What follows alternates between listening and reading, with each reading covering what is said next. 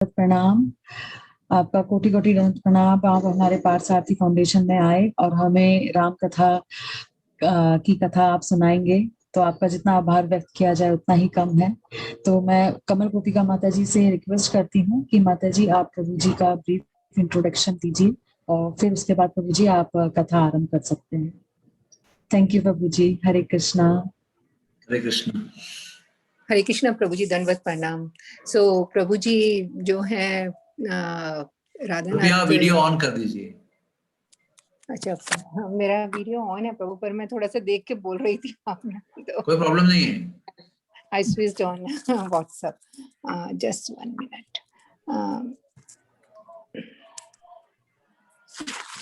सो प्रभु जी ने राधानाथ स्वामी महाराज के बहुत ही सीनियर डिसाइपल हैं और 1985 में इन्होंने जे हॉस्पिटल से MBBS किया और उसके बाद वो उसी दौरान वो राधानाथ स्वामी महाराज से जुड़े और भक्ति वेदांत हॉस्पिटल, जो कि सबको मालूम है, सबको पता है, और राधानाथ गोपीनाथ मंदिर, दोनों के ही बनाने में इनका बहुत बड़ा सहयोग और योगदान है।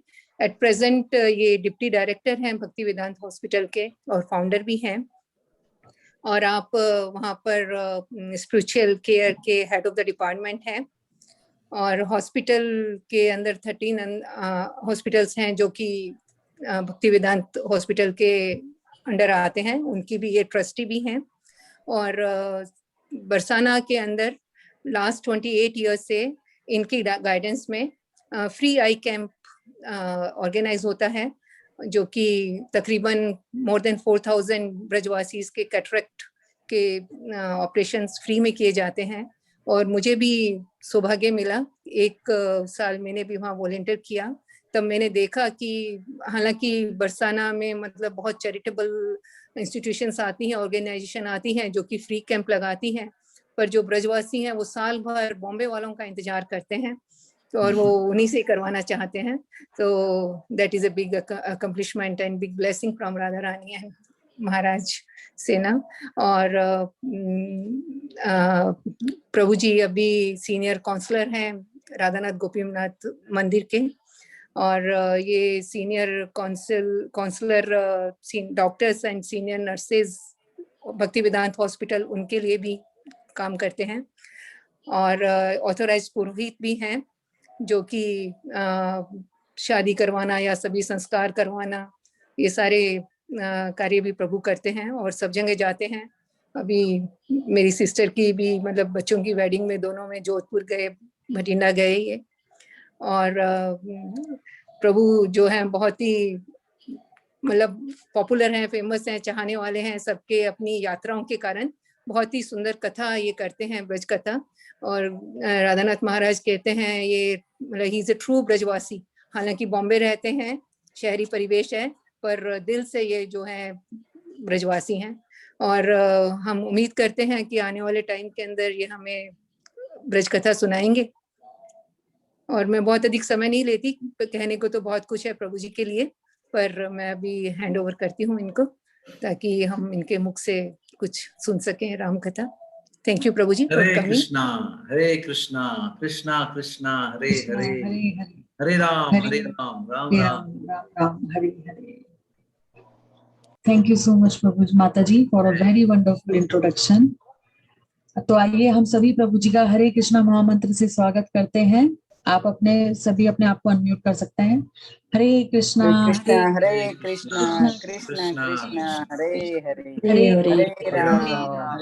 राम हरे राम राम राम हरे हरे। Thank you so much. आप स्टार्ट करते हैं। बहुत बहुत धन्यवाद आपका, बहुत ही भावना पूर्वक आपने इंट्रोडक्शन दिया है। ओम अज्ञानतिमिरान्धस्य ज्ञानाञ्जनशलाकया चक्षुरुन्मीलितं येन तस्मै श्रीगुरुवे नमः। श्रीचैतन्यमनोभीष्टं स्थापितं येन भूतले स्वयं रूपः कदा मह्यं ददाति स्वपदान्तिकं। श्रीकृष्ण चैतन्य प्रभु नित्यानंद श्री अद्वैत गदाधर श्रीवासदि गौर भक्त वृंदा।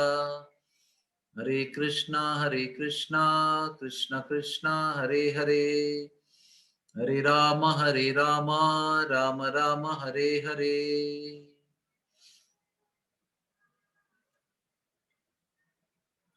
आप सबका बहुत बहुत धन्यवाद है कि आपने हमें आपके बीच बैठकर वर्चुअल प्लेटफॉर्म पे कथा करने का मौका दिया।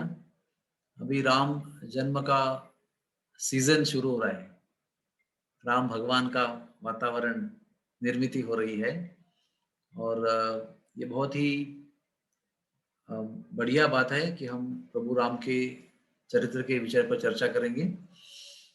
प्रभु राम का चरित्र जो है वो भारतवर्ष का सबसे प्रेरणादायी चरित्र है। लोग शायद कृष्ण भगवान को इतना जानते नहीं होंगे, लेकिन प्रभु रामचंद्र के विषय में सब लोग जानते हैं, सब लोग जानते हैं। और ये भारतवर्ष का एक गौरव है कि प्रभु रामचंद्र हमारे देश में, हमारे भारतवर्ष में उन्होंने अवतार लिया और बहुत ही इस प्रकार की सुंदर लीला की कि अनंत काल तक, चिरंतन काल तक मानव जाति के लिए उनका चरित्र हमेशा सदैव के लिए प्रेरणादायक रहेगा। ये हमारा परम सौभाग्य है कि हम प्रभु रामचंद्र के भूमि में हमने भी जन्म लिया है।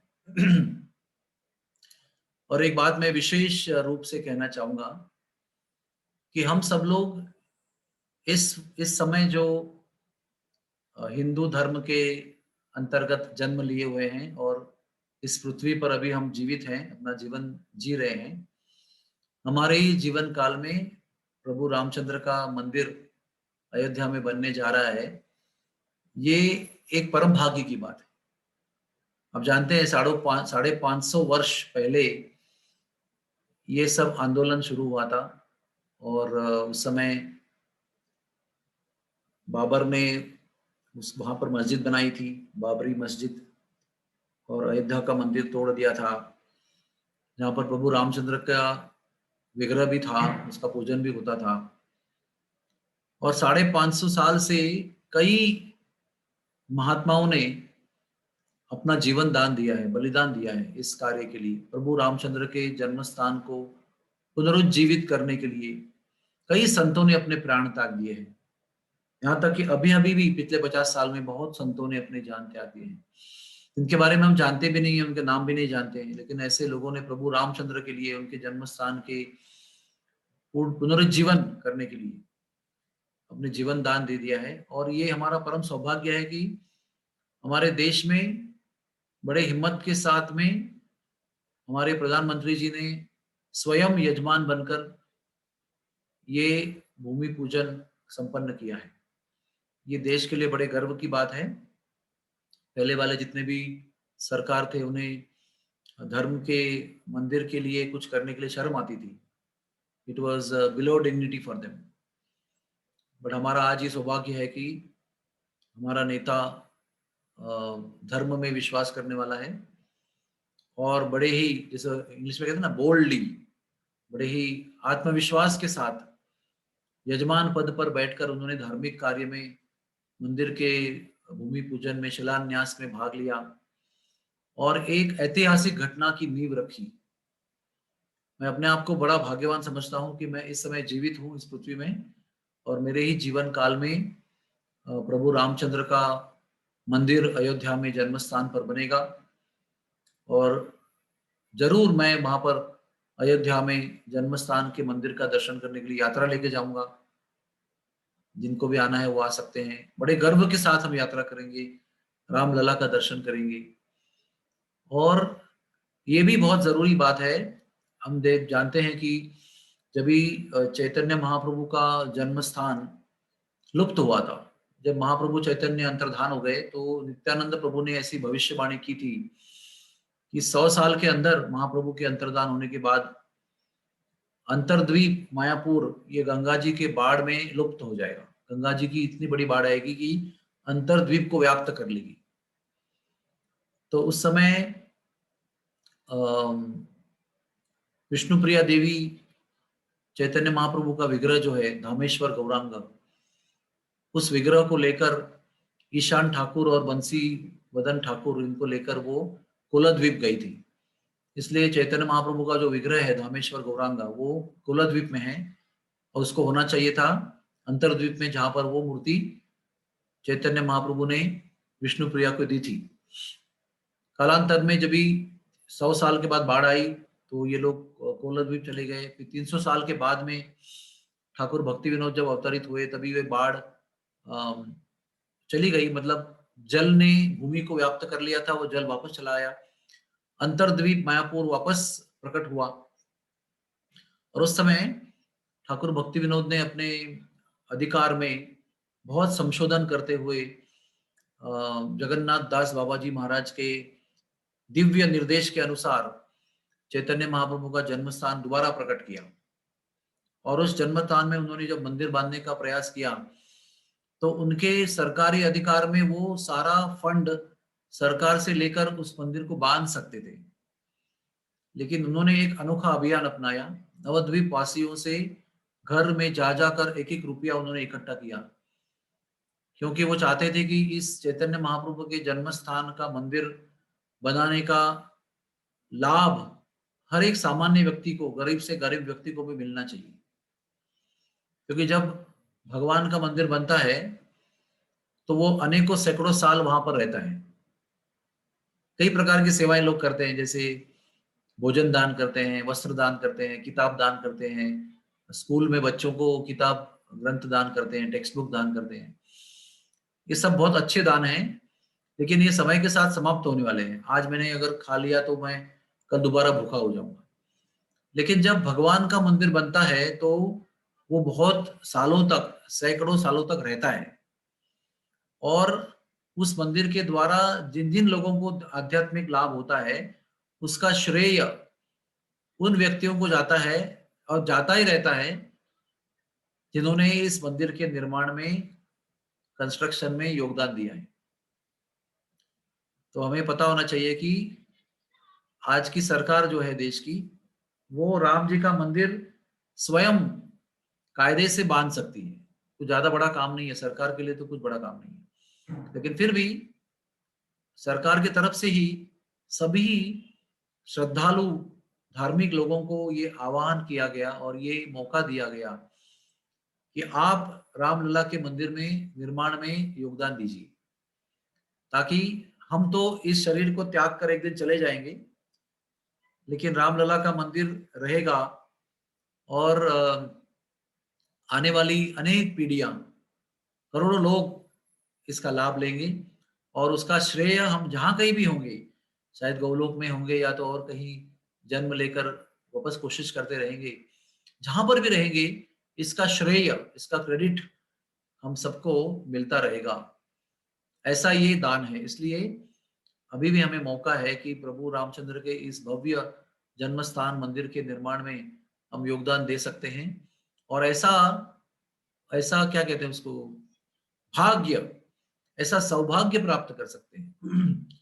क्योंकि ये केवल उन्हीं लोगों के लिए मुमकिन है जो इस समय इस विश्व में जीवित हैं। जो गुजर चुके हैं, तो और कई लोगों में या कोई देश में जन्म ले चुके हैं, उनको भी वो प्रेरणा नहीं होगी भारतवर्ष के लोगों की जैसी। इसलिए हमें ये जानना चाहिए कि हमारा ये परम सौभाग्य है कि हमारे ही जीवन काल में ये भव्य मंदिर बनने जा रहा है। वैसे ही हमारे ही जीवन काल में श्री चैतन्य महाप्रभु का अद्भुत मंदिर मायापुर में बनने जा रहा है। ये हमारा परम भाग्य है कि हमें इन मंदिरों में निर्माण कार्य में सेवा देने का, योगदान देने का बहुत ही सुनहरा अवसर प्राप्त हो रहा है। तो ये खुशी की बात आज मुझे आपको जरूर बतानी थी, क्योंकि हम सब लोग प्रभु रामचंद्र के वंशज हैं। हाँ, प्रभु रामचंद्र के देश में हमने जन्म लिया है, उन्हीं के भूमि में जहाँ उनका चरण स्पर्श हुआ है, जिनके चरण स्पर्श से ये भूमि पावन हो गई है। उन्होंने पूरे भारत भर में उत्तर से दक्षिण तक भ्रमण किया है, सब भूमि को पावन करते करते वो श्रीलंका भी गए हैं, वहां से फिर अयोध्या आए हैं। तो हमारा ये परम भाग्य है कि हम इसी देश के वासी हैं। अनेक जन्मों के पुण्यों के बाद में भारतवर्ष में जन्म प्राप्त होता है, ये आपको पता होना जरूरी है। कभी कभी हम मनुष्य होने के बाद भी, भारतवर्ष में जन्म लेने के बाद भी इस बात को भूल जाते हैं कि हम भारतवासी हैं। हमारा इस पवित्र रज के साथ में नाता है, जिसको भारतवर्ष कहते हैं, भारत भूमि कहते हैं। इससे बड़ा भाग्य कोई नहीं है। हम आपको बड़ा परम भाग्यवान समझते हैं कि हमारा जन्म भारत भूमि में हुआ है। ये निश्चित रूप से शास्त्र के अनुसार पिछले अनेक जन्मों में किए हुए पुण्य कार्यों का, सत्कार्यों का, सत्कर्मों का फल है। और उसका सत्कर्मों का फल का फल क्या है कि हम सत्कर्म का फल के रूप में भारतवर्ष में जन्म लिए हुए हैं, और इस भारतवर्ष में जन्म लेने के भाग्य से हम भगवान की प्राप्ति करके भगवान के परम धाम में जा सकते हैं बड़ी सहजता से, आसानी से। हमारे जीन्स और क्रोमोसोम्स इस प्रकार से हैं, इसमें भगवान की भक्ति के लिए बहुत अनुकूल स्थितियां उत्पन्न करके रखी हुई है। हमारे भारतीय जो जीन्स है ना, chromosomes and genes are very fortunate. इसके वजह से हम साक्षात भगवान के चरणों की प्राप्ति कर सकते हैं। उन प्रभु रामचंद्र के प्रति हमें गर्व है जिनके देश में हमने जन्म लिया है, और उनका चरित्र जो है वो हर एक सामान्य जीव के लिए बहुत प्रेरणादायी। उनका चरित्र, उनका अवतार, इसको हम मर्यादा पुरुषोत्तम कहते हैं। मर्यादा यानी आदर्श। एक पुरुष के लिए क्या आदर्श है, एक माता के लिए, एक पिता के लिए, एक भाई के लिए, एक राजा के लिए, एक पुत्र के लिए, एक हर प्रकार के रोल में क्या आदर्श व्यवहार होना चाहिए, इसका बड़ा अनोखा उदाहरण प्रभु रामचंद्र ने रखा है। देखिए, हर समय आदर्श व्यवहार करना बहुत संघर्ष में होता है। भौतिक दुनिया में जीते हुए बहुत सारे कष्ट होते हैं, बहुत सारे विपरीत घटनाएं होती है, बहुत सारे प्रतिकूल, नापसंद होने वाली घटनाएं होती रहती है। भौतिक जीवन यानी संघर्ष, और इस संघर्ष में, जीवन में सदैव आदर्श व्यवहार ही बनाए रखना, खास करके स्वयं के लिए बहुत ही प्रतिकूल, दुखदायी, क्लेशदायी घटना में भी आदर्श व्यवहार को न छोड़ना, यह केवल प्रभु ही कर सकते हैं, और प्रभु के महान संत भक्त ही कर सकते हैं। सर्वश्रेष्ठ उसका उदाहरण हमारे प्रभु ने दिया है। ऐसे लिखा गया है भागवत में, आचार्य टीकाकार लिखते हैं कि नवम स्कंद में, श्रीमद् भागवत में प्रभु रामचंद्र का चरित्र आता है। संक्षेप में क्यों ना हो, वहां पर तो एक श्लोकी रामायण भी है। श्रीमद् भागवत में सुखदेव जी ने एक श्लोकी रामायण भी बताया है। तो इसका कारण क्या है कि जब तक प्रभु रामचंद्र की मर्यादा के विषय का चरित्र जो है, मर्यादामय चरित्र जो है, जब तक हमें समझ में नहीं आता है, जब तक उसका आकलन नहीं होता है, तब तक प्रभु कृष्ण का चरित्र समझना नामुमकिन है। इसलिए प्रभु रामचंद्र का चरित्र संक्षेप में क्यों ना हो, सुखदेव जी ने नवम स्कंद में बताया कृष्ण का चरित्र आरंभ करने के पहले, क्योंकि प्रभु रामचंद्र का चरित्र जो है वो आत्मसात करने लायक है, अनुकरण यानी कि उसको पालन करने लायक है। श्री कृष्ण का चरित्र हो सकता है कि हमें उसकी नकल नहीं कर सकते हैं, उनको केवल अनुकरण यानी कि उनका सेवा कर सकते हैं। लेकिन प्रभु रामचंद्र का चरित्र ऐसा है कि जो हम अपने जीवन में उतार सकते हैं, जो उन्होंने किया वो हम अपने जीवन में भी उतार सकते हैं उनकी कृपा से। और जब तक हम प्रभु रामचंद्र द्वारा स्थापन किए गए आदर्श व्यवहार, आदर्श मर्यादा और चरित्र को अपने जीवन में उतारने में सफल नहीं होते हैं, तब तक परम पुरुषोत्तम, लीला पुरुषोत्तम श्री कृष्ण का चरित्र हम समझ भी नहीं सकते हैं और उनके आदर्शों को पालन भी नहीं कर सकते। इसलिए प्रभु रामचंद्र का चरित्र परम भगवान की भक्ति करने के लिए बहुत आवश्यक है कि हम पहले उसको समझें। और ऐसा कोई प्रसंग प्रभु रामचंद्र के जीवन में नहीं आया जो हमारे जीवन में नहीं आता है। अलग अलग उसकी तीव्रता है, अलग अलग उसका संदर्भ है, अलग अलग उसका रेफरेंस है, देश काल पात्र अलग है, लेकिन वैसे ही घटनाएं हमारे जीवन में भी होती रहती है। और प्रभु रामचंद्र के चरित्र में, पूरे रामायण में आप कभी भी जब पढ़ेंगे आपको जीवन की हर समस्या का समाधान उनके चरित्र में आपको मिलेगा।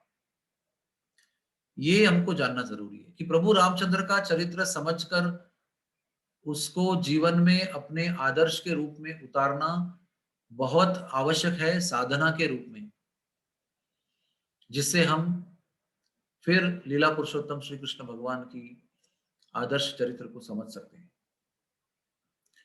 तो प्रभु रामचंद्र का चरित्र तो अगाध है, सागर की तरह है। हम उसमें से कुछ रत्न आज उठाने का प्रयास करेंगे ताकि हम प्रभु रामचंद्र के चरित्र के गहराई को समझ सके। इनका एक स्वरूप है संतोष, स्वभाव, हर समय संतुष्टि में रहना। तो संतोष ये एक प्रभु रामचंद्र के चरित्र का बहुत विशेष अंग है। मुझे अभी भी याद है 16 अप्रैल 2016 के दिन मैंने राधा गोपीनाथ मंदिर में रामनवमी के दिन में प्रवचन दिया था। और उस रामनवमी के दिन में जो मैंने प्रवचन दिया था उसमें हमारे परम प्रिय श्रीनाथ जी प्रभु उसमें थे।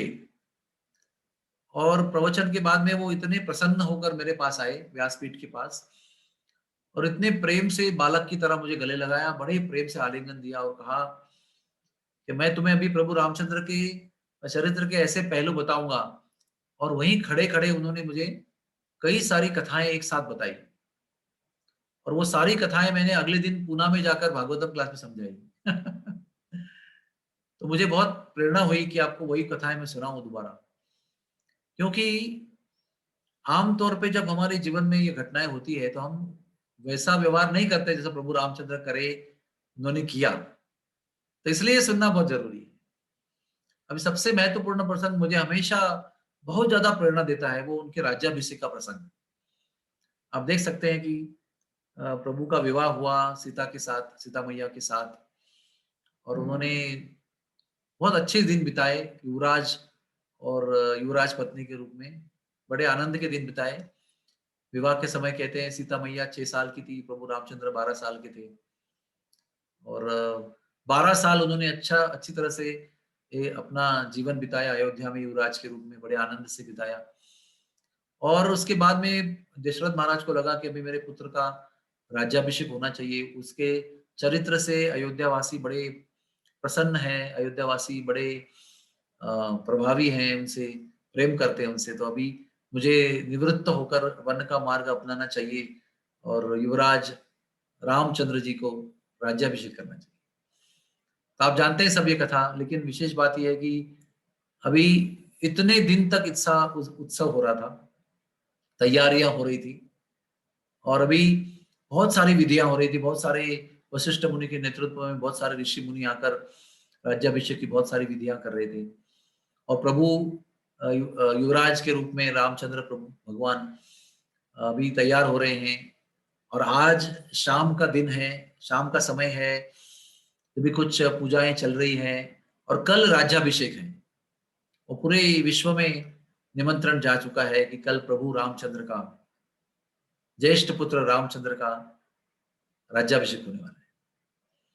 और उतने में मंथरा कहते हैं कि देवता चाहते नहीं थे कि प्रभु रामचंद्र का ये अयोध्यावास चलता रहे।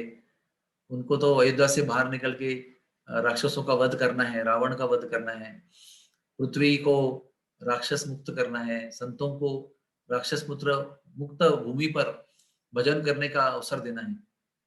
तो वो मंत्रा का मन कलुषित करते हैं।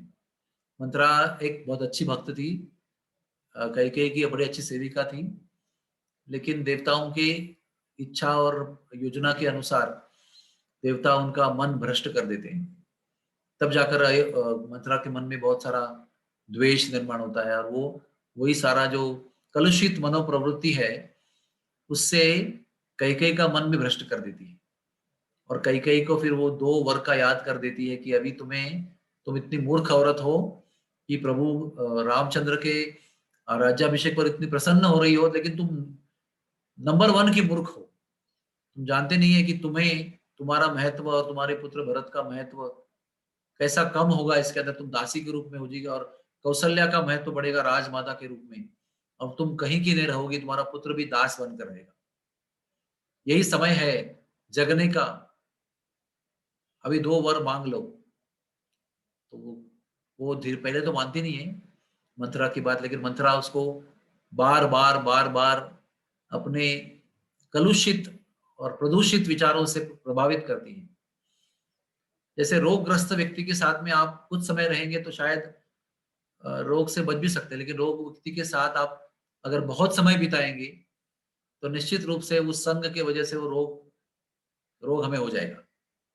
तो वो जो द्वेष का रोग था, वो पहले पहले तो कई नहीं मान रही थी उसको, डांट रही थी मंथरा को, लेकिन धीरे धीरे उस डांट को खाकर भी मंथरा अपना विचार, विषैला विचार उनको बताती रही, और धीरे धीरे उस कुसंगति से कई का पवित्र मन भी दूषित हो गया।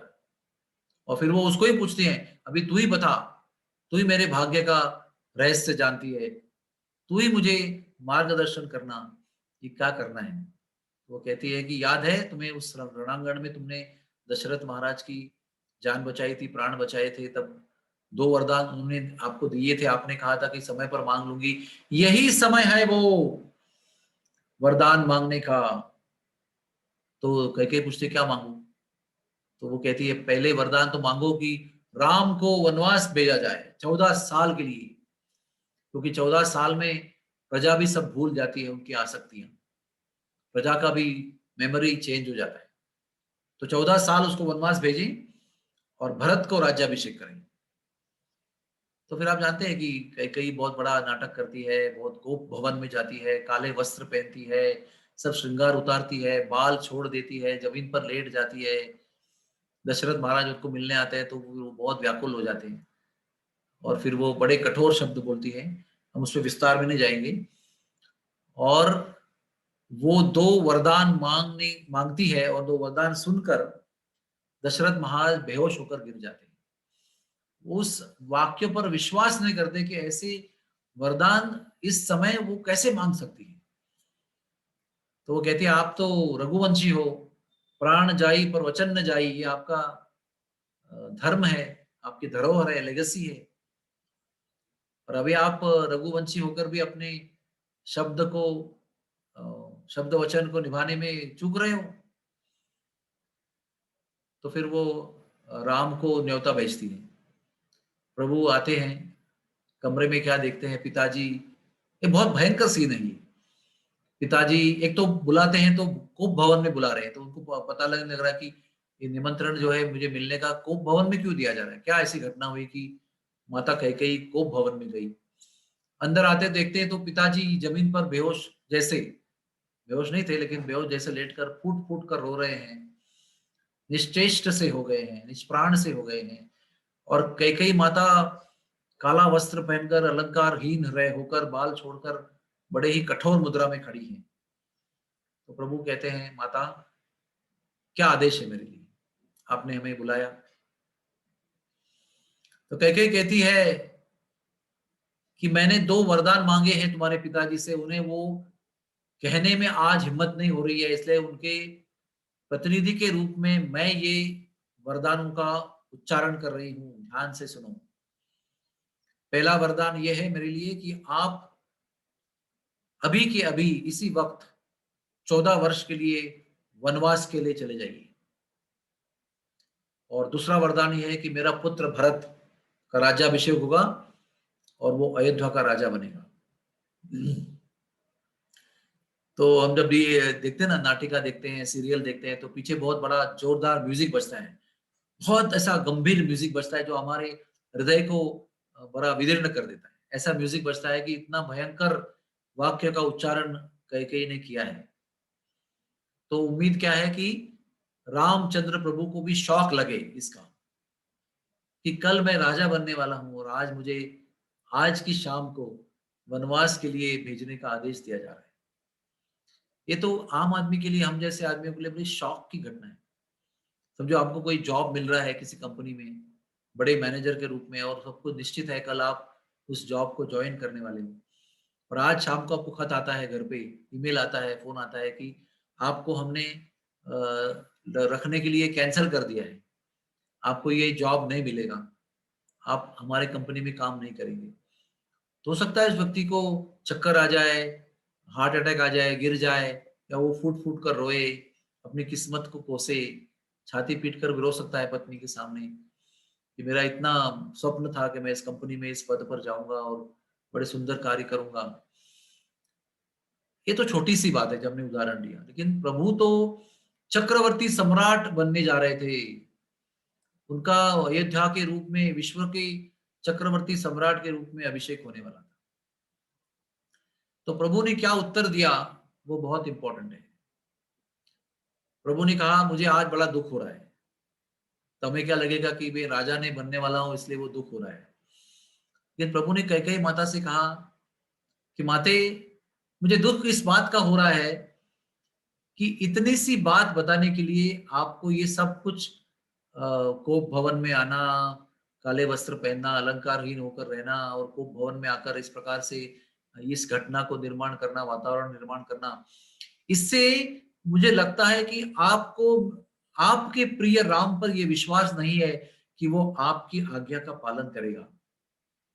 इसी से मुझे यही संदेश मिलता है, मेरे मन में यही भाव उत्पन्न होता है कि मेरी प्रिय माता कैकेयी को यह विश्वास नहीं है, यह आत्मविश्वास नहीं है कि जो वो चाहेगी वो राम उसका पालन नहीं करेगा। इसलिए आपने ये सब वातावरण यहां पर निर्माण किया है। आप केवल संदेश भेजते, मुझे बुलाने की भी आवश्यकता नहीं, केवल संदेश भेजते, केवल संदेश कि राम में वनवास जाना है, अब मेरा पुत्र राज्याभिषेक के लिए आएगा और राजा बनेगा। तो भी मैं बड़ी खुशी से ये सब छोड़कर वनवास चला जाता। लेकिन मुझे आज दुख हो रहा है कि आपने मुझे उसको विश्वास नहीं दिखाया। यहां पर किसी भी तरह का क्रोध नहीं है, असंतुष्टि नहीं है, दुख नहीं है, क्लेश नहीं है कि मैं इतना बड़ा राजा होने वाला था। जिस राज्य के राजा रघु हुए थे, दशरथ महाराज हुए थे, अग महाराज हुए थे, ऐसे दिव्य सूर्य वंश में मैं भी राजा बनने वाला था, चक्रवर्ती सम्राट के रूप में हजारों साल में राज्य कर सकता था। लेकिन आज मेरे हाथ से मौका छूट रहा है, इसके विषय में प्रभु को एक कण का भी दुख नहीं हुआ। और लक्ष्मण भी उनके साथ थे और युवराज के रूप में प्रभु रामचंद्र के ऊपर छत्र लेकर भी आए थे। वो छत्र धारण करते हुए ही उनके पीछे पीछे चलकर आए थे। वो जब शांत हृदय से अपनी माता को प्रणाम करते हैं, प्रभु रामचंद्र अपने पिता को प्रणाम करते हैं कि माता जैसे आपकी इच्छा है वैसे ही होगा, मैं अभी के अभी वन के लिए प्रस्थान करता हूं। तो वो उस कक्ष से चले जाते हैं और सब कुछ सुनकर लक्ष्मण जी तो वो एक ऐसा आचार्य बताते हैं कि वो दावानल की तरह जल रहे थे। जंगल में जब दावानल लगता है ना, जंगल में जब अग्नि लगती है तो बहुत भयंकर होती है, उसको कोई बुझा नहीं सकता है बारिश के बिना। तो दावानल की तरह वो धधक रहे थे क्रोध से। इतना उनको कैकेयी पर और भरत पर क्रोध हो रहा था कि उनको लग रहा था कि भरत का भी इसमें कुछ षड्यंत्र है, भरत ने भी ये कारस्तान किया हुआ है। इसमें भरत के सहयोग के बिना कैकेयी इतना बड़ा निर्णय नहीं ले सकती है, ये भी उनके मन में था। यहां तक कि दशरथ महाराज को भी ये संदेह था मन में कि भरत के सहयोग के बिना इतना बड़ा भयंकर निर्णय कैकेयी नहीं ले सकती। यहाँ कहीं भी मंत्रा का उल्लेख नहीं किया कैकेयी ने, तो स्वाभाविक था कि भरत के ऊपर भी शक या संदेह निर्माण हो। तो ये सब सोचकर लक्ष्मण बड़ा आग बबूला हो रहे हैं। तो शास्त्र में आचार्य वर्णन करते हैं कि प्रभु तो प्रशांत महासागर की तरह थे।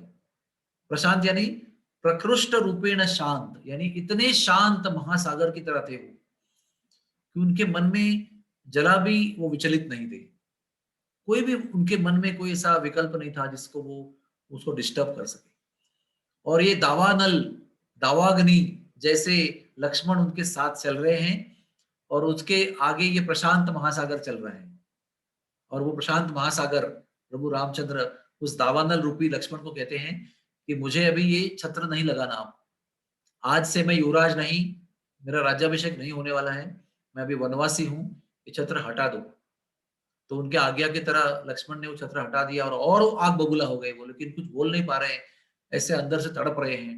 और दोनों चल रहे हैं और प्रजाजन भी देख रहे हैं कि रामचंद्र कोप भवन से मिलकर बाहर निकल रहे हैं और लक्ष्मण जी उनको छत्र धारण नहीं करा रहे हैं। तो इसका सारांश सबको पता चलता है कि प्रभु रामचंद्र राजा नहीं बनने वाले हैं। तो सभी पूरे अयोध्या में एक उद्वेग की लहर चली गई, लेकिन प्रभु रामचंद्र एकदम शांत थे। मुझे आज भी जब भी मैं ये प्रसंग बताता हूं या पढ़ता हूं, मुझे बड़ा आश्चर्य होता है, कैसा चरित्र है ये। इतनी भयंकर परीक्षा में घटना हो रही है, लेकिन हमारे प्रभु कैसे शांत चित्त से उसको स्वीकार करते हैं। हमें भी ये सीखना चाहिए कि जीवन में अधिकतर तो अप्रिय घटनाएं होती हैं, लेकिन अप्रिय घटना अगर होती है तो प्रभु की इच्छा से होती है, विधाता की इच्छा से होती है, और वो हमारे अच्छे के लिए होती है। इस विश्वास के साथ में उसको ग्रहण करना, स्वीकार करना, यही प्रभु रामचंद्र का आदर्श है।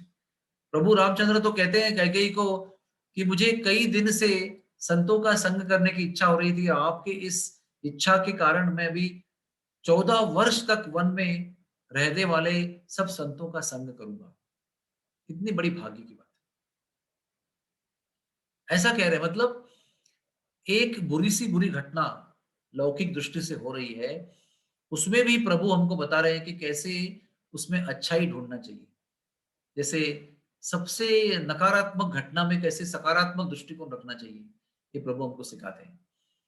फिर वो जाते हैं सीता के कक्ष में, बताते हैं कि मैं अभी वनवास जा रहा हूँ, तुम पीछे रहना, और तुम्हें रहना भी चाहिए क्योंकि मेरे पिताजी बहुत दुखी है, उनका भी देखभाल करनी चाहिए, माता भी दुखी होगी, इन दुखी माता पिताओं का सेवा करना आपका कर्तव्य है। तो सीता का चरित्र भी बहुत इंपॉर्टेंट है इसके अंदर। कुछ संत लोग तो रामायण को सीतायण कहते हैं। ये तो सीता जी की कहानी है, इसमें प्रभु राम का गौरव प्रकट होता है, लेकिन सच्ची कहानी सीता जी की है, ऐसा लोग कुछ कहते हैं। ये भी सही है। तो कहती है, प्रभु मैंने जनकपुरी में पिताजी के घर में जब ये विवाह हुआ था आपके साथ, तब ये अग्नि को साक्षी रख के, संतों को साक्षी रख के, गुरुजनों को साक्षी रख के ये वचन दिया था कि सुख में और दुख में आपके साथ रहूंगी, और आपके साथ विवाह करके 12 वर्ष तक मैंने युवराज पत्नी का जो सम्मान और आनंद और ऐश्वर्य का उपभोग किया है, आनंद का अनुभव किया है। इसके बाद आप वनवास जाएंगे और नंगे पैर घूमेंगे, पर्णकुटी में रहेंगे, कंदमूल खाएंगे, तो क्या लगता है मैं मेरे पिताजी के घर में दिए हुए वचन को मैं पिताजी को शर्मिंदा करूं? पिताजी के सामने मैंने वरदान दिया था कि मैं पति के सुख दुख में साथ दूंगी, ये मेरे पिताजी के लांछन होगा। आप अपने पिताजी के वचन को निभाने के लिए राज्य छोड़कर वन जा रहे हैं, और मुझे पिताजी को दिए हुए वचनों को तोड़कर राज्य में रहने के लिए कह रहे हैं? नहीं प्रभु, ये नहीं हो सकता है। आप जहां रहेंगे, जिस कंकड़ों पे, प्रभु जी बहुत उनको बताते हैं कि वहां तो कंकड़ काटे होंगे, आप तो फल के जो होते हैं ना, पुकेसर पोलेंस, उस पर भी चल नहीं सकती, उतना आपको कष्ट होता है। आपने कभी मखमल के नीचे पैर ही रखा नहीं है, और वहां पर तो जंगल में हिंस्र शापद होंगे, कंदमूल खाने होंगे, पंच पकवान नहीं मिलेंगे, पर्णकुटी में रहना होगा, महल में रहने को नहीं मिलेगा। तो सीता जी कहती है कि वो जो कंकड़ और कांटे मेरे पैर को लगेंगे, वो मेरे लिए फूल जैसे होंगे। आपकी पर्णकुटी अयोध्या की राजमहल की जैसे होगी मेरे लिए। आप जो कंदमूल हम मिलकर खाएंगे, वो पंच पकवान के बराबर होंगे, और आपके साथ में मैं स्वर्ग के सुख का आनंद करूंगी, आनंद उपभोगूंगी। लेकिन आपके बिना ये पंच पकवान भी मुझे बहुत नीरस लगेंगे, ये मखमल भी चुभेगी, ये राजमहल भी मुझे कष्ट देगा विरह का, और मैं यहाँ पर नहीं रह सकती, मैं आपके संग चलूंगी। प्रभु उनको कई प्रकार समझाने का कोशिश करते हैं। वो कहते हैं मैं आपके आगे आगे चलूंगी और कांटों कंकड़ों को रास्ता में निकाल दूंगी और आपके लिए रास्ता बनाऊंगी। तो प्रभु कहते हैं आपके चरण कमल इतनी कोमल है। वो कहते हैं उस कोमलता का क्या लाभ जो प्रभु की, मेरे पति की मैं सेवा नहीं कर सकती, तो कोमलता का क्या लाभ है? वो कोमलता को लेकर मैं कहाँ जाऊंगी? आपके संग में रहूंगी तो मैं सुरक्षित रहूंगी, राजमहल में रहूंगी, पंच पकवान को भोगती रहूंगी। लेकिन आपका संग नहीं होगा तो ये सब कष्टप्रद होगा। तो प्रभु की परीक्षा में सीता देवी पास हो जाती है। और लक्ष्मण कुछ कम नहीं है, लक्ष्मण भी यही कहते हैं कि जहां आप होंगे वही मेरे लिए अयोध्या होगी, जहां आप रहेंगे वही मेरे लिए सब कुछ है, मेरा सर्वस्व यश जीवन का उसी में है। तो लक्ष्मण और राम और सीता फिर कैकेयी और दशरथ की आज्ञा लेने आते हैं। तो कैकेयी उनको वल्कल यानी कि पेड़ की खाल वस्त्र के रूप में देती है, कहते आज से आपको इसको ही पहनना है। तो राजवस्त्र तो उतार कर ही आए थे वो, लेकिन फिर भी बड़ी क्रूरता के साथ में उन्हें सीता को और लक्ष्मण को, राम को ये वल्कल दिए। और प्रभु रामचंद्र फिर अयोध्या वासियों के दुख के सागर को बड़े कष्ट से पार करते हुए नदी पार करके फिर वन में प्रवेश किया उन्होंने। बहुत बड़ा प्रसंग है वो, बहुत हृदयदायक प्रसंग है। अयोध्या के बच्चे, अयोध्या की गर्भवती स्त्रियां, अयोध्या के बूढ़े पुरुष और बूढ़ी बूढ़ी स्त्रियाएं और सारी जनता वो कह रही है कि क्या लाभ है अयोध्या में रहने का। ऐसे अयोध्या में जहां कैकेयी रहती है, हम नहीं रहेंगे ऐसे अयोध्या में, हम नंगे पैर चलेंगे, हम प्रभु के साथ वनवास जाएंगे, जहां पर प्रभु रहेंगे वही अयोध्या होगी, वहीं पर अपना राज्य बसाएंगे, जहां प्रभु जंगल में रहेंगे वही राज्याभिषेक करेंगे और वही उनके प्रजा के रूप में रहेंगे। सारी प्रजा अपना घर छोड़कर जा रही है, सब कुछ अपना संपत्ति घर छोड़कर बस पहने हुए वस्त्रों के साथ बिना बिना पादत्राण पहने हुए नंगे पैर प्रभु के पीछे पीछे चल रहे हैं। उन सबको धोखा देते हुए वो सब विश्राम कर रहे हैं। तभी रात के बीच रात में उठकर प्रभु आर्य सुमंत को लेकर रथ में बैठकर वनवास चले जाते हैं। और प्रभु के विरह में सब प्रजा जो है वो व्याकुल हो जाती है और निराश होकर लौट जाती है। फिर भरत लौट के आता है। अभी देखिए भरत का चरित्र। भरत जब लौट के आता है, वो ननिहाल गया था उस समय, तो देखता है कि सब प्रजा जो है उसको बड़े संशय के साथ घूर घूर कर क्रोध से देख रही है। तो सबकी बुरी नजरों को झेलते हुए वो माता के कक्ष में आता है। माता बड़ी खुशी से कहती है, मेरे प्यारे भरत, मेरे बालक, तुम राजा बनोगे और तुम्हारे राजा बनने का जो कांटा था उसको मैंने वनवास भेज दिया है, राम वनवास चला गया है। तो भरत के सीने में क्या कहते हैं, भूकंप हो गया, बहुत बड़ा आघात हो गया, बहुत बड़ा संकट का अनुभव किया उसने। ये नहीं सोचा कि अच्छा हुआ मैं राजा बनूंगा, अभी पूरा सार्वभौम राज्य मेरे हाथ में आएगा। उसने उसी समय कैकेयी को कहा कि मैं आज तुम्हें माता के रूप में त्याग कर देता हूं, क्योंकि आपने ऐसा भयंकर निर्णय लिया है, ये सोचते हुए कि मैं खुश हो जाऊंगा, लेकिन सबसे दुखदायी निर्णय तुमने लिया है, इसलिए मैं आज से तुम्हें अपनी माता नहीं कहूंगा, आपके मातृत्व का मैं त्याग कर देता हूं। और फिर वो इतने रोए कि एक तो उनके मन पे इतना बड़ा आघात हुआ, अपनी माता ने लिया हुआ निर्णय उतना आघातमय था उनके लिए। ऊपर से सारी प्रजा उस पर संदेह कर रही है, किसी का हाथ है इस षड्यंत्र में, सब नाटक तो इसी ने ही रचा था और बड़ी योजना बनाकर ननिहाल चला गया था। लेकिन प्रजा उसको माफ करने को तैयार नहीं थी।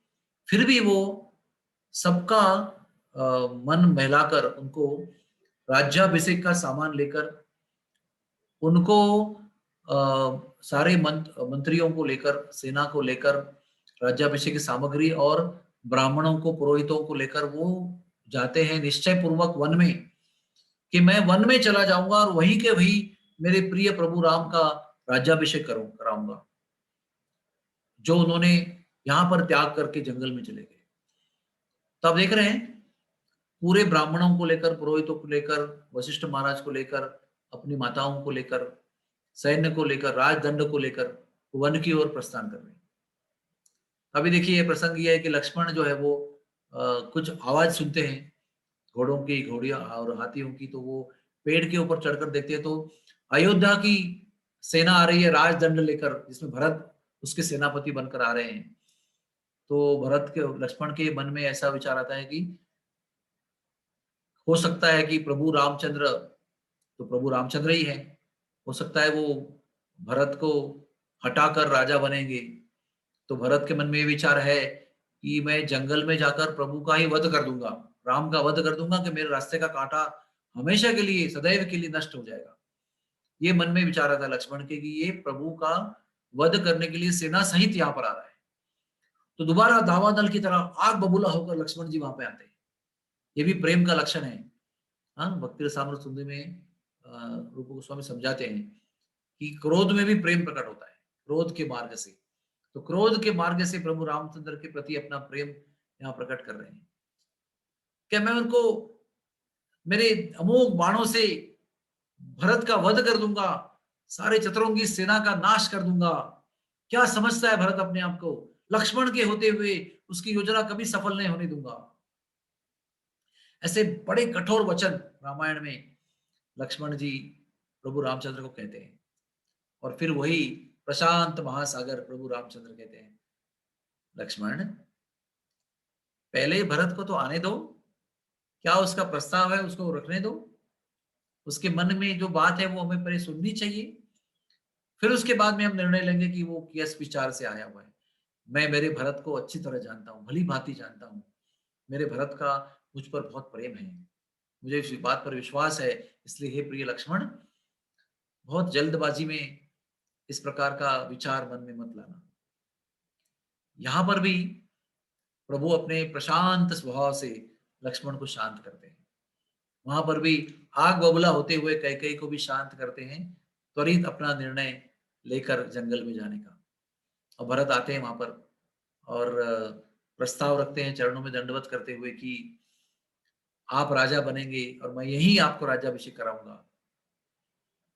तो तब लक्ष्मण जी भी बड़े आश्चर्यचकित हो जाते हैं कि मैंने कैसा बुरा विचार किया था मेरे भाई के प्रति। तो सब लोगों ने अपना अपना प्रेम प्रभु के प्रति इस दिव्य प्रकार से प्रकट किया है। ये एक आदर्श कठोर कठोर प्रसंग है, लेकिन कैसे इस कठोर अनाकलनीय इनकंसीवेबल प्रसंग में कैसे तीनों भाइयों ने श्रेष्ठ तरीके से अपना प्रेम प्रकट किया है, कैसा आदर्श व्यवहार प्रस्तुत किया है, इसका एक बड़ा अनोखा उदाहरण है। और आर्य सुमंत और जनक महाराज, आर्य सुमंत और वशिष्ठ मुनि, सब लोग वहां पर इनका प्रेम देखकर इतना आश्चर्यचकित हो जाते हैं। फिर बाद में प्रभु अपने निश्चय पर इतने ठाम है, इतने स्थिर है, वो कहते हैं कि अभी भरत के प्रेम के सामने भरत तो उसको इतने गिड़गिड़ाते हैं कि नहीं नहीं, अयोध्या का राज मैं आपको सौंप रहा हूं। तो प्रभु कहते ठीक है, मैं अयोध्या का राज्य स्वीकार करता हूं, लेकिन 14 वर्ष के लिए मेरा ये अयोध्या का राज्य आपको सुपुर्द करता हूं देखभाल करने के लिए। मेरी आपको ये आज्ञा है कि मेरा अयोध्या का राज्य 14 साल के लिए आप चलाएंगे, जब तक मैं वनवास में रहूंगा। तो फिर आर्य सुमंत और वशिष्ठ मुनि उनको प्रेम का रहस्य समझाते हैं। तो कहते हैं भरत जी, प्रेम का मतलब ये नहीं कि जो आपको अपनी प्रिय व्यक्ति के प्रति जो लगता है वैसे ही होना चाहिए, ये प्रेम का लक्षण नहीं है। प्रेम का लक्षण ये है कि अपने प्रिय व्यक्ति को क्या अच्छा लगता है वो करना प्रेम का लक्षण है। एक प्रेम का लक्षण है कि आप प्रिय व्यक्ति के प्रति बहुत अच्छा सोचते हो और वैसा ही चाहते हो, लेकिन उससे भी श्रेष्ठ लक्षण ये है कि प्रिय व्यक्ति को जो पसंद आ जाए, जो प्रसन्न करे, वो करना प्रेम के उच्च प्रति का लक्षण है। तो भरत जी इन दो महाजनों का धन्यवाद करते हैं कि आपने मुझे आज इस श्रेष्ठ प्रेम का रहस्य जो है वो समझाया। मैं आपका बहुत ऋणी हूं और मैं अभी अपनी जिद को प्रभु के ऊपर नहीं ला दूंगा और प्रभु की जो इच्छा है उसी को पूरा करने में अपना जीवन बिताऊंगा। और प्रभु भी अपने पिता का वचन पालन करने के लिए इतने एकनिष्ठ थे कि इस प्रेम भरे संवाद को हम सबको पढ़ना चाहिए जो भरत के और राम के बीच में हुआ। और बड़े दुख से फिर भरत ने सारे राज्याभिषेक की सामग्री जो है वो इस कुएं में डाल दी, एक कूप में डाल दी। उस कूप का नाम है भरत कूप। वो आज भी वहां पर चित्रकूट के जंगल में मिलता है, जहां पर सारी सामग्री राज्याभिषेक की भरत ने वो उस कुएं में डाल दी। और फिर वो राम की पादुका लेकर वापस चले जाते हैं और कहते हैं कि मैं जो आप खाएंगे कंदमूल वही मैं खाऊंगा, आप अयोध्या के बाहर, नगर के बाहर रहेंगे, मैं भी नगर के बाहर नंदीग्राम में रहूंगा। मैं भी पर्णकुटी में रहूंगा जैसे आप रहेंगे। मैं भी कंदमूल खाऊंगा जैसे आप खाएंगे। मैं भी नंगे पैर चलूंगा जैसे आप चलेंगे। और आपकी पादुकाओं को राज्य सिंहासन पर बिठाकर मेरे पर्णकुटी में रखकर आपका अयोध्या का राज्य कारभार चलाऊंगा। और मेरी एक घोषणा है आपके सामने और निवेदन भी है कि 14 साल के बाद में एक क्षण भी आप अगर देर से आते हैं तो आप भरत को मृत पाएंगे, भरत के जीवित शरीर को नहीं पाएंगे। ऐसा हृदय द्रावक वाक्य उच्चारण करके भरत वहां से चले जाते हैं। हम देखते हैं प्रभु रामचंद्र, भरत, लक्ष्मण का चरित्र कितना श्रेष्ठ है। उसके बाद में प्रसंग आता है कि लक्ष्मण जी युद्ध में बेहोश हो जाते हैं इंद्रजीत की शक्ति का आघात सहन करने के बाद। और उसमें नहीं, उसमें गरुड़ जी को बुलाया जाता है, शायद मैं सही बता रहा हूं। तो उस समय गरुड़ को मोह होता है कि ये तो मेरे स्वामी हैं अनंत शेष, और इनको मेरी जरूरत पड़ रही है, इतने कमजोर हो गए कि आज मेरी जरूरत पड़ रही है। तो श्रीनाथ जी प्रभु ने बताया ये, जो उनको उनके ससुर जी ने बताया था, अरविंद मफतलाल जी ने। चित्रकूट में जब उनका आई कैंप चल रहा था कार्तिक महीने में, तभी उन्होंने राम जी के रामलीला के सत्संग में ये सुना था। वो अपने जमाई को बताया था, जो मुझे श्रीनाथ जी प्रभु भाई बता रहे हैं। उन्होंने कहा था कि रामायण की कथा में गरुड़ जी का कहीं अंतर्भाव नहीं है। तो राम जी का जो मर्यादा पुरुषोत्तम अवतार है, प्रभु जी बता रहे हैं, प्रभु स्वयं बता रहे हैं कि मेरा जो मर्यादा पुरुषोत्तम का जो अवतार है, इसमें आप कहीं भी नहीं है। तो मुझे आपका विरह अनुभव हो रहा था, और आपकी याद में ऐसा मुझे अनुभव हुआ कि आपको भी इस लीला में कुछ सहभाग, सहयोग, सेवा देनी चाहिए। इस लक्ष्मण को, इस अनंत शेष के अवतार को आपकी सेवा की कोई आवश्यकता नहीं है, आपको इनकी सेवा करने की आवश्यकता है और मेरी लीला में सहभाग लेने की आवश्यकता है। इसलिए मैंने बड़ी करुणावश आपको याद करके इस लीला में सहयोग, सहभाग देने के लिए बुलाया है। तब गरुड़ जी का ये मोह दूर हो जाता है कि प्रभु को मेरी आवश्यकता है। तो गरुड़ के मन में जो मोह हुआ था, जो भ्रम पैदा हुआ था, जो प्रभु रामचंद्र ने बहुत ही सुंदर प्रकार से गरुड़ के मोह को नष्ट कर दिया है, और गरुड़ जी ने अपनी सेवा की है। उसके बाद में भी प्रभु राम के ऊपर नागपाश डाला जाता है, तभी भी मोह हुआ था, और तभी भी उनका मोह जो है प्रभु राम की कृपा से नष्ट हुआ था। तीसरा प्रसंग है कि जब भी रामायण का युद्ध आगे बढ़ता गया, बहुत ही राक्षसों का वध होता गया, इंद्रजीत का भी वध हुआ। उसके पश्चात रावण और राम का महासंग्राम शुरू हुआ। उस समय प्रभु तो पृथ्वी पर नंगे पैर से थे, प्रभु के पास कोई रथ नहीं था। तो विभीषण को बड़ा दुख हुआ कि रावण तो इतने बड़े सुसज्ज रथ में बैठा हुआ है, प्रभु राम के ऊपर कोई कवच भी नहीं है। रावण के छाती पर कवच है, रावण के पास रथी है, सारथी, रावण के पास सुसज्ज रथ है, और प्रभु हमारे कवच के बिना और पादत्राण के बिना भूमि पर खड़े हैं, रथ के बिना भूमि पर खड़े हैं। बड़ा दुख हुआ उन्हें।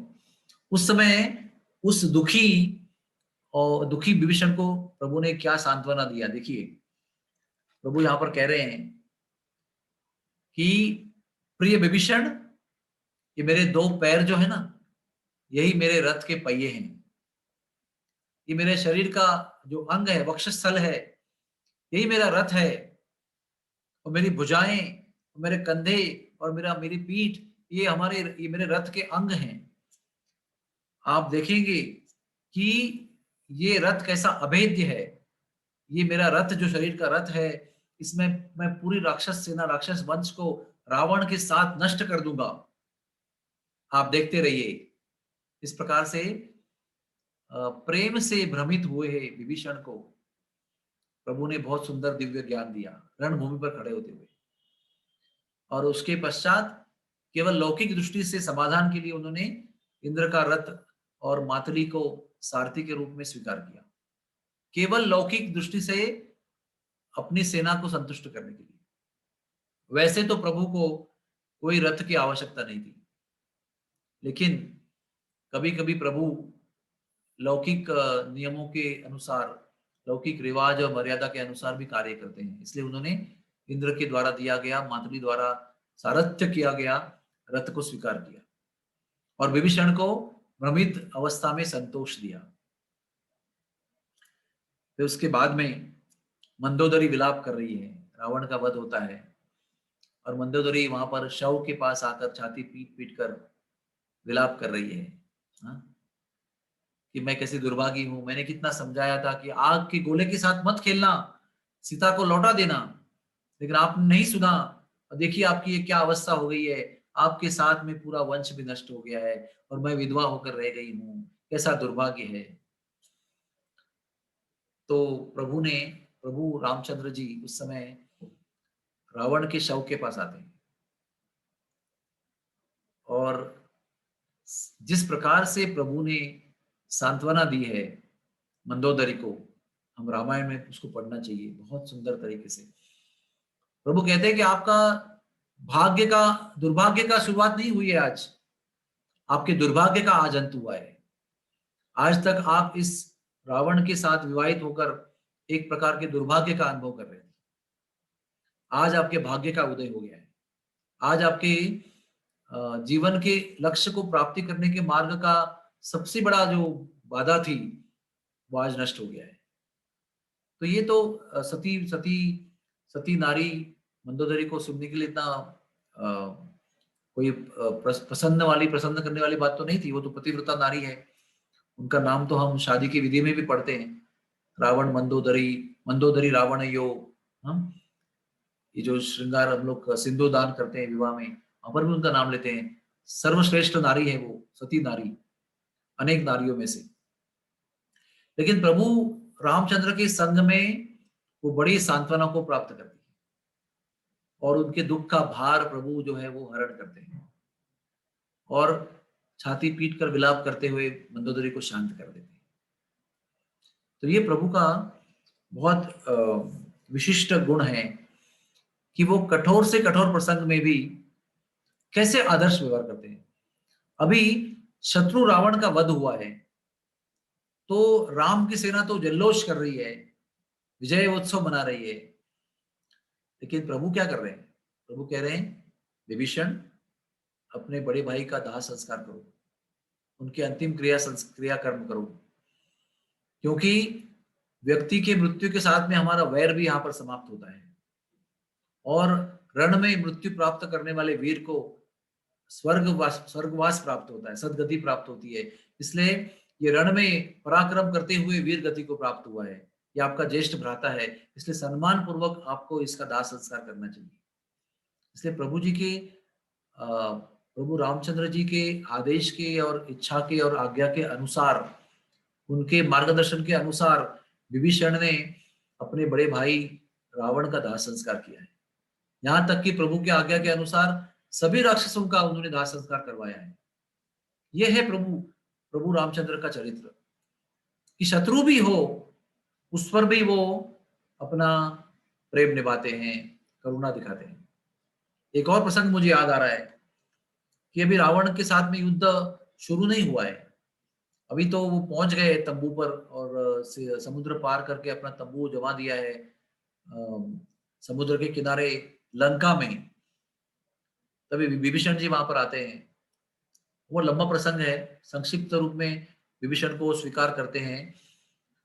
तो विभीषण को प्रभु युद्ध होने के पहले ही बता देते हैं कि विभीषण मैं आपको लंका का राजा बनाऊंगा, रावण का वध करके मैं लंका को आपका राजा बनाऊंगा, आपको लंका राजा बनाऊंगा।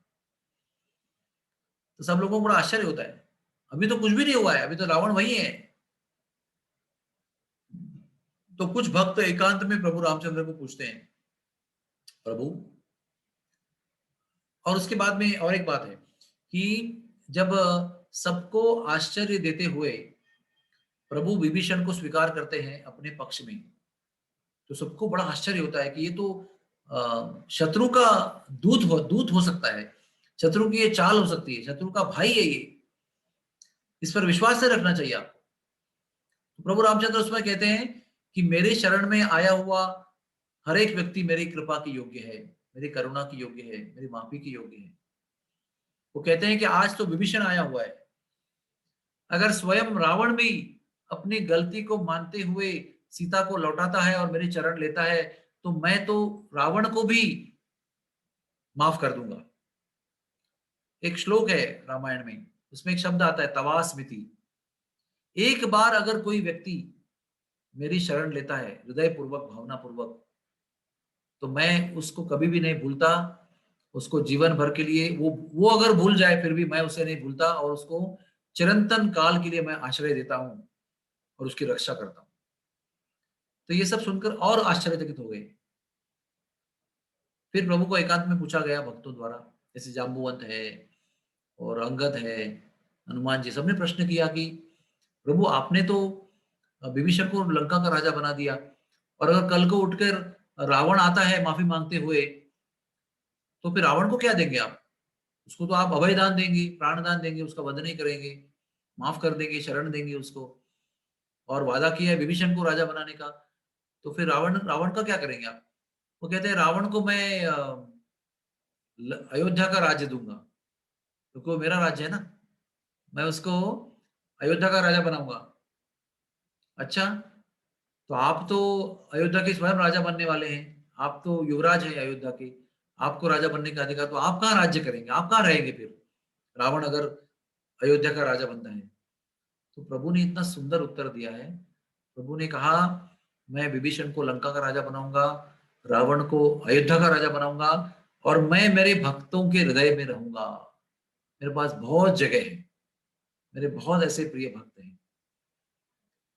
तो ये सुनकर तो सारे भक्त लोग बड़े आश्चर्यचकित हो गए। एक नंबर का आश्चर्य विभीषण को स्वीकार करना, दूसरा नंबर का आश्चर्य रावण को अयोध्या का राजा बनाने की बात करना, और तीसरा आश्चर्य अपना अयोध्या का राज त्याग करके स्वयं को भक्तों के हृदय में निवास प्राप्त करने का विचार करना। ऐसी है करुणा वत्सल भगवान हमारे, भक्त वत्सल करुणा वत्सल भगवान। खुद के लिए, अपने भक्तों के सामने उनके लिए कुछ नहीं चाहिए उन्हें, भक्त ही उनके सर्वस्व हैं। ऐसे प्रभु रामचंद्र की जन्म तिथि अभी बहुत जल्दी हमारे जीवन में आ रही है। इसमें कुछ तत्वों में बताना चाहूंगा कि जो जो संग भगवान ने लक्ष्मण को दिया बांके प्रसंग में, जो जो संग लक्ष्मण को राज्याभिषेक के समय दिया, वनवास में दिया, भरत के प्रसंग में, मंदोदरी को रावण के वध के बाद दिया, और विभीषण को रावण के युद्ध के पहले दिया, उस संग का क्या विशेषता है? कष्ट और दर्द और पीड़ा के समय भी अगर किसी संग में हमें शक्ति का संचार प्राप्त होता है, तो उसी को सत्संग कहते हैं। प्रभु ने हर प्रतिकूल कठिन प्रसंग में सामने वाले व्यक्ति में शक्ति का संचार किया है। सबसे दुख भरे घटना में प्रभु ने संतोष को प्रदान किया है, स्थैर्य को प्रदान किया है, और जहां जहां भी नकारात्मक घटनाएं थी, वहां वहां प्रभु ने अपने सकारात्मक शक्ति को उन लोगों को दिया है जो उस नकारात्मक घटनाओं से प्रभावित हो रहे थे, जैसे भरत जी, जैसे लक्ष्मण जी। ऐसे बाकी प्रसंग आए जिसमें भरत को पता था ये कि राम जी अकेले युद्ध लड़ रहे हैं बानरों को लेकर, फिर भी भरत को क्या सांत्वना दिया भगवान ने। भरत तो वहां तो शत्रुओं की सेना लेकर तैयार थे, उन्हें संदेश भेज दिया है कि मैं आपके सैन्य का स्वीकार नहीं कर सकता हूं, क्योंकि मैं वनवास के नियमों को पालन कर रहा हूं। कठोर से कठोर प्रसंग में भी उन्होंने अपने संग से सकारात्मक ऊर्जा निर्माण की है। तो सत्संग की व्याख्या क्या है? सत्संग की व्याख्या है कि कितना भी कष्ट, पीड़ा, क्लेश होगा, तो सत्संग करने पर उसमें अद्भुत शक्ति का संचार होता है हमारे अंदर। विषय वासना और विषय वासना से होने वाले परिणाम नष्ट होते हुए नजर आते हैं, और विषय वासना से अपने आप को हम मुक्त होते हुए अनुभव करते हैं, उसको सत्संग कहते हैं। नकारात्मक भावना में रहते हुए सकारात्मक शक्ति प्राप्त होने के प्रसंग को सत्संग कहते हैं।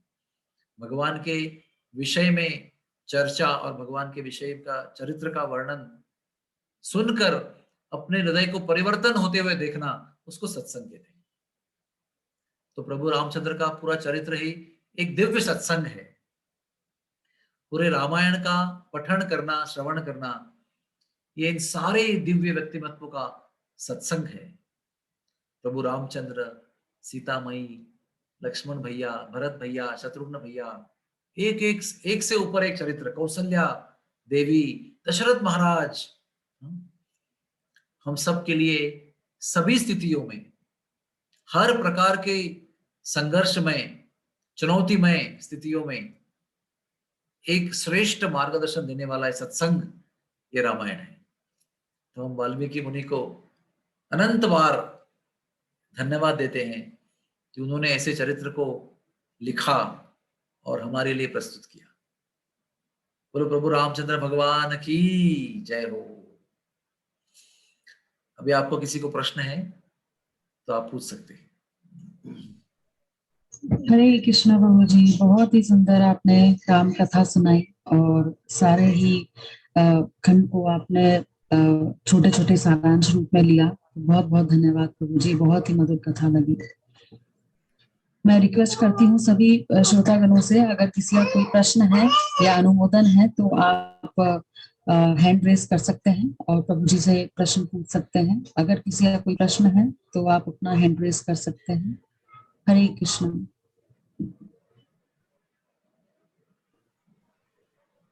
हरे कृष्णा। जय श्री राम। किसी का अगर कोई प्रश्न है तो आप हैंड रेज कर सकते हैं। राम कहानी सुनो हे राम कहानी। जय श्री राधे, जय श्री राम। ठीक है, कोई बात नहीं। तो इन्हीं शब्दों के साथ में आज के हमारे इस कथा सत्र को हम विश्राम देते हैं और सभी के लिए ये प्रार्थना करते हैं कि प्रभु रामचंद्र के चरित्र को आज से ही सुनना आरंभ करें, पढ़ना आरंभ करें, उसमें चिंतन करें, मनन करें, प्रार्थना करें कि प्रभु राम की कृपा हमारे जीवन में ऐसे प्रकट हो जिसके द्वारा हमारा जीवन भी आदर्श मर्यादा पूर्ण व्यवहार से संपृक्त हो, संपन्न हो और हमारा जीवन का लक्ष्य हमें इसी आदर्श के साथ प्राप्त हो। यही आपके लिए, सबके लिए मेरी प्रार्थना है। जय राम, श्री राम, जय राम, जय जय राम। प्रभु रामचंद्र भगवान की जय। हरे कृष्णा प्रभु जी, खूब हरे कृष्ण। हरे कृष्णा प्रभु जी, खूब खूब धन्यवाद जो आपने आज प्रभु जी को प्रश्न है शायद, आप अनम्यूट कीजिए। प्रभु जी वो अनम्यूट है। प्रभु जी आप अपने आप को अनम्यूट कर सकते हैं। वृषभानु प्रभु प्लीज अनम्यूट।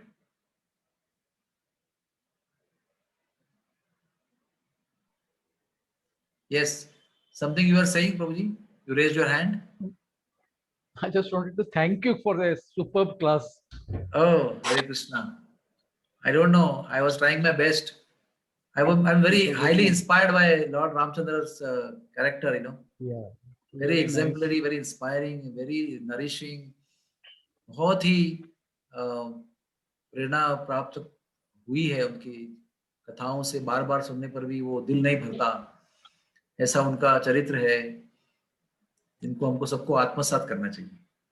तो मुझे बहुत धन्यवाद है आपका। इस बात पर मैं अभी कथा को विश्राम देता हूँ।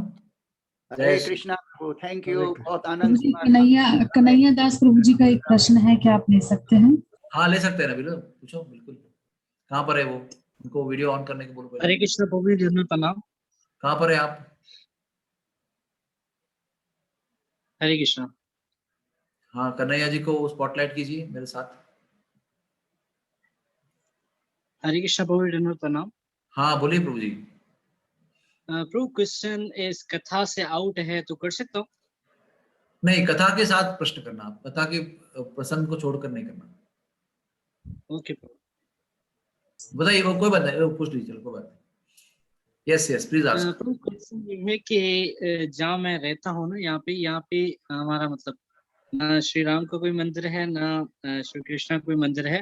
कहाँ यहाँ पे पर है सिर्फ ये? एक टेम्पल है अफ्रीका में, बेनिन में। यहाँ पे ओके सिर्फ एक ही टेम्पल है, वो है साईं बाबा का।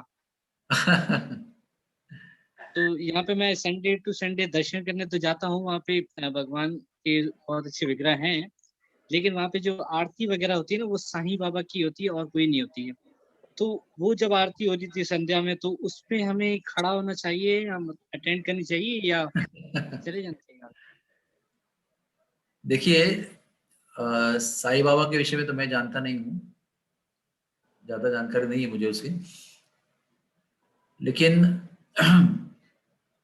आपको अगर समझो ये प्रश्न मन में है, तो आप उस समय वहां पर जाइए जहां पर जब आरती नहीं हो रही है, तो आपका ये समस्या समाधान हो जाएगा, है ना। आप उस समय को जानकारी करके जाइए जिस समय उनकी आरती नहीं हो रही है। तो आप जब जाएंगे तभी प्रभु रामचंद्र का दर्शन कीजिए, क्योंकि साईं बाबा के मंदिर में राम जी की मूर्ति होती है हमेशा। आप दर्शन कीजिए और चले बिल्कुल आइए। है। तो आपको अगर संकोच हो रहा है, तो आप उस प्रसंग में वहां मत जाइए, उस समय वहां पर मत जाइए, अलग समय पे जाइए, दर्शन कीजिए, चले आइए।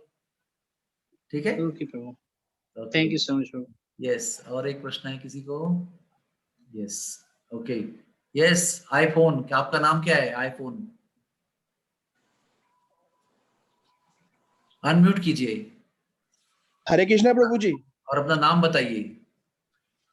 हरे कृष्णा प्रभु जी, मेरा नाम भरत है। हाँ, बहुत बढ़िया नाम है मैं आपका। वृंदावन से मैं वृंदावन से हूँ प्रभु जी। अच्छा, अभी कहाँ और पर है मुझे आप? बहुत अभी हॉस्पिटल में ही हूँ प्रभु जी। कौन से? भक्ति वेदांत हॉस्पिटल आपका। अच्छा अच्छा, आप डॉक्टर भरत हैं? जी जी प्रभु जी। हाँ, बताइए प्रभु जी। जय श्री आज राधे, बहुत जय अच्छा श्री लगा राम। आपका सत्संग। जय श्री राम। आपका सत्संग सुन के बहुत बहुत बहुत अच्छा लगा आज। हाँ, आप हॉस्पिस में ही बैठे हैं शायद, उधर प्रभुपाद जी का चित्रपट जी दिखाई पड़ जी रहा है। जी हाँ। जी जी जी। आपका कोई प्रश्न है तो पूछ सकते हैं। नहीं, बस यही कहना था कि मुझे बहुत अच्छा लगा, बहुत अच्छी प्रेरणा मिली, आपका सत्संग बहुत अच्छा लगा। मैं जय हो, बहुत जय ज्यादा हो, खुश हूँ। जय हो। वैसे तो हम श्री कृष्ण के भक्त हैं, लेकिन कोशिश कर रहे हैं भक्त बनने की, लेकिन प्रभु रामचंद्र का चरित्र जो है वो कृष्ण के भक्ति के लिए भी बहुत आवश्यक है और बहुत प्रेरणादायी है। उनके चरित्र को समझे बिना कृष्ण का भजन नहीं कर सकते। ये मेरा एक अंदर का अनुभूति है, अंदर का भाव है मेरा। और प्रभु रामचंद्र का जीवन तो हमारे जीवन की नींव है पूरी तरह से, उसी पर जी हमको जी चलना प्रभु। चाहिए। जय हो डॉक्टर भरत जी, आपका बहुत बहुत स्वागत है, बहुत धन्यवाद है आपका। थैंक यू वेरी मच बहुत सर। अच्छा लगा। हरे कृष्ण। ओके, हरे कृष्ण। यस प्रभु जी, अद्वैत आचार्य प्रभु। हरे कृष्णा प्रभु जी। आप कहाँ से बोल रहे हैं? मैं नागपुर से प्रभु जी। अच्छा, जी जी। यस प्रभु जी, ये बताइए ना। अजीत ओपी गुप्ता है ना, डॉक्टर ओपी गुप्ता, हाँ हाँ हाँ, उनका बिल्कुल। भाई, सगा भाई है, सगा भाई। उनका। अच्छा, जी जी। हमारे जो डॉक्टर अजीत जी कृष्ण प्रभु हैं, डॉक्टर ओपी गुप्ता, ये हमारे बरसाना आई हॉस्पिटल के प्रमुख डॉक्टर हैं, आंखों के सर्जन हैं, और उनके ये भाई है जो ब्रह्मचारी बने हुए हैं। जय हो, आपका दर्शन लेकर मैं धन्य हो गया, धन्यवाद आपका। तो आपके बारे में काफी सुना था, बार बार वो प्रभु जी बोलते थे बहुत सुंदर कथा करते हैं। और ब्रज के बारे में अगर जानना है तो बोलते हैं विश्व रूप को के बारे से सुनने के लिए ऐसा। वो तो उनकी तो गलत प्रभु फहमी जी है। मेरा बताइए प्रभु एक जी, मेरा प्रश्न क्या है? आपने जैसे बोले कि ये जो मंत्रा जो है, मतलब संध्या के समय ही मतलब वो कोप भवन में गई थी। हाँ, और भगवान रामचंद्र भी शाम को ही गए थे ऐसा बताया आपने कोप भवन बिल्कुल। में। हाँ, बिल्कुल सही बात है। लेकिन कहीं पे हम सुनते हैं कि जैसे वो सुबह का समय था, लगभग 2 बजे बज रहे थे, इस तरह से ऐसा कुछ। देखो, सुबह हो या शाम, प्रसंग हाँ के हाँ। शिक्षा में कुछ फर्क नहीं पड़ता है। जो जी जी। शिक्षा हमें प्राप्त करनी है उस प्रसंग से, उसमें कोई फर्क नहीं पड़ता है। वो सुबह हो गया होगा, शाम को हो गया होगा, प्रसंग तो वही है हमारे लिए। उसमें मार्गदर्शन शिक्षा भी वही है, बदलती नहीं है उसमें से। ठीक है। जी। और एक मेरा मतलब आपसे मार्गदर्शन चाहिए कि जैसे हम देखते हैं कि प्रभु रामचंद्र के जीवन में हर एक परिस्थिति को किस तरह से पॉजिटिव लेते हैं और एकदम अनुकूल बना देते हैं और सामने वाले को भी हृदय को जीत लेते हैं। हाँ। तो हम भी अपने जीवन में कैसे उसको उतार सकते हैं कि हमारे जीवन में भी कई सारी ऐसी परिस्थितियां आती है, जैसे यहाँ पे देखते हैं कि भगवान का राज्याभिषेक हो रहा है और वो खुश हो रहे हैं कि अरे अगर हमें कुछ होता है और उस तुरंत अगर बोला जाए तो जी ये सेवा नहीं, तो हम तो बहुत विचलित हो जाते हैं। देखिए, आपके प्रश्न का उत्तर अगर कई तरीके से दिया जा सकता है। एक तरीका ऐसा है कि आप सागर के बारे में विचार कीजिए। सागर में इतना जल होता है कि कुछ नदियां उसके अंदर आए या कुछ नदियां सूख जाए, सागर में कोई फर्क नहीं पड़ता है। तो सागर जो है वो हमारी कृष्ण भावना जैसी है। सागर जो है ना, सागर का जो विशाल स्वरूप है ना, इतना जल है उसके अंदर, वो हमारी कृष्ण भावना का एक प्रतीक है। जब हमारी कृष्ण भावना सागर जैसे बन जाती है ना, तो सारी दुर्घटनाएं, सारी अप्रिय घटनाएं ना वो नदियों की तरह बन जाती है। वो चाहे भर के प्रवेश करें या सूख जाएं, सागर के वॉल्यूम में कोई फर्क नहीं पड़ता है। तो अगर आपको प्रभु रामचंद्र जैसा प्रतिकूल और क्लेशदायी कष्टमय स्थिति में भी स्थिर रहना है और खुश रहना है, तो कृष्ण भावना को आपको इतना समेटना होगा कि ये जो दुखद घटनाएं हैं वो छोटी नदियों की तरह बन जाना चाहिए। अभी हमारा हृदय जो है वो शुष्क है और एक नदी की बाढ़ आ गई, प्रवेश कर दिया, तो हम लोग उसमें बहुत भाव विभोर हो जाते हैं, दुख विभोर हो जाते हैं, है ना। तो वो नदी भी बहुत बड़ी हो जाती है हमारे लिए, क्योंकि हमारा हृदय शुष्क है, तो कोई सागर जैसा जल है ही नहीं। तो जब कृष्ण भावना से हम संपृक्त हो जाते हैं तो कोई सुख दुख का हम सुखे दुखे समय कृत्वा लाभा लाभो जया जयो, ये कब हो सकता है? जब कृष्ण भावना से हम संपृक्त हो जाते हैं तो सुख दुख, लाभ हानि, विजय पराजय, इसका परिणाम हृदय पे नहीं होता है। अभी परिणाम हो रहा है, क्यों? क्योंकि उतनी कृष्ण भावना हमारे हृदय में प्रचुर मात्रा में नहीं है। जब प्रचुर मात्रा में हृदय में कृष्ण भावना हो जाएगी तो ये सारे भयंकर घटनाएं जो है ना वो छोटी सी हो जाएंगी। घटनाएं बड़ी क्यों होती है? क्योंकि हम छोटे होते हैं। हम बड़े बन जाते हैं तो सारी दुखद घटनाएं छोटी हो जाती है। हमें बड़े कैसा बनना है? कृष्ण भावना से बड़े बनना है। हृदय में संतोष कृष्ण भावना का और आनंद इतना होना चाहिए कि इस विश्व के दुनिया के जीवन में जो प्रसंग होते हैं दुख भरे, उसका कोई परिणाम हमारे उदर में नहीं होगा। अगर एक लाइन अगर हम लगाते हैं, लाइन एक कागज में निकालते हैं और कहते हैं कि इस लाइन को हाथ न लगाते हुए इस लाइन को छोटा बना दो, तो कैसे कर सकते हैं? लाइन को टच न करते हुए उसके सामने एक लंबी लाइन निकालेंगे ना तो अपने आप वो लाइन छोटी हो जाएगी। लेकिन अब जब तक उसके सामने एक लंबी लाइन नहीं है तब तक वो लाइन जो है बहुत बड़ी दिखाई पड़ती है। जब उसके सामने एक लंबी चौड़ी लाइन लगा देते हैं तो ये बहुत छोटी हो जाती है। तो हमारे जीवन के दुख के प्रसंग भी ऐसे ही है। जब तक उसके सामने बड़ी सुख की लाइन नहीं होती है तब तक ये दुख हमको विभोर कर देते हैं, प्रभावित कर देते हैं। तो सदैव जो कृष्ण भावना में, राम भावना में मग्न रहते हैं उनके लिए कोई दुख का परिणाम नहीं होता है। सुखे दुखे समय कृत्वा लाभा लाभो जया जयो। ठीक है प्रभु जी? यस प्रभु। जय श्री राधे, जय श्री राम। जय श्री राम। और कोई किसी का प्रश्न है? इनकी प्रश्न सुनकर किसको प्रेरणा होती है तो पूछो। थैंक यू वेरी मच प्रभु जी, बहुत आनंद आया आपकी कथा में, और राम कथा में तो हर वक्त आनंद ही आता है। जय हो। जय हो प्रभु जी। हरे कृष्णा। यस, बहुत बहुत धन्यवाद इतनी इंस्पिरेशनल और मोटिवेशनल टॉक के लिए प्रभु जी। और आपने जो इस बात का एहसास दिलाया कि जो इतना भव्य मंदिर बन रहा है हम लोगों की जीवन में, दो मंदिर बन रहे हैं, राम मंदिर बन रहा है और अपना मायापुर में मंदिर बन रहा है, उसके अंदर जो आपने हमें मतलब मोटिवेट किया, अपना छोटा मोटा जो भी हम सहयोग कर सकते हैं, तो उसके लिए बहुत बहुत धन्यवाद प्रभु जी। नहीं तो दिमाग में ये बात नहीं आई थी राम मंदिर। अद्वैत आचार्य प्रभु ने दोबारा हाथ ऊपर किया है, बताइए प्रभु जी।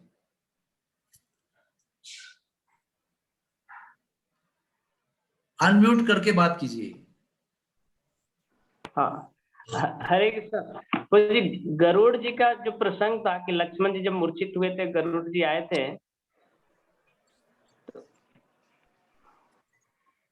हरे कृष्णा। यस प्रभु जी बताइए। हाँ, जब लक्ष्मण जी मूर्छित हुए थे उस समय गरुड़ महाराज आए थे, तो उनको इस तरह से वो भ्रमित हो गए थे कि मेरी भगवान की क्यों आवश्यकता है, तो वो प्रसंग में अच्छी तरह से सुन नहीं पाया था, थोड़ा उस पर प्रकाश डालेंगे आप? उनको लगा उससे कि शिक्षाएं क्या मिलती? प्रभु तो संकर्षण भगवान है और वो प्रभु है, तो आज तो मूर्छित हो गए, मेरी जरूरत पड़ रही है उनको, तो वाकई में ये भगवान है कि कौन है, ऐसा उनको लगा। तो प्रभु रामचंद्र ने उनको बताया एकांत में कि आपकी हमें बहुत याद आ रही थी और पूरे मर्यादा पुरुषोत्तम अवतार लीला में आपका कोई सहयोग नहीं था, इसलिए हमने आपको सेवा देने के लिए यहाँ बुला लिया।